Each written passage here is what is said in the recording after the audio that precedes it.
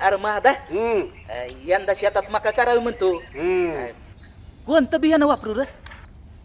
अरे कोणतं बी वापर, त्यात काय विचारायचं. अरे पेरलं की उगवणारच. नाही तात्या, यामुळेच तर आपले शेतकरी मागे आहेत. कारण आपण चांगलं बियाणं वापरत नाहीत.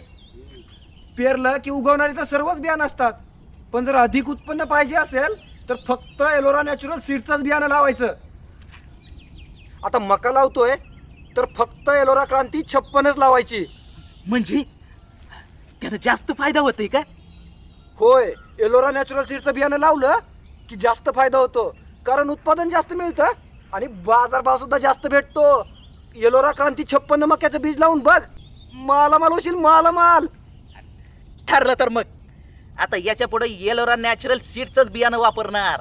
हा, आणि यंदा येलोरा क्रांती 56चाच मका लावणार.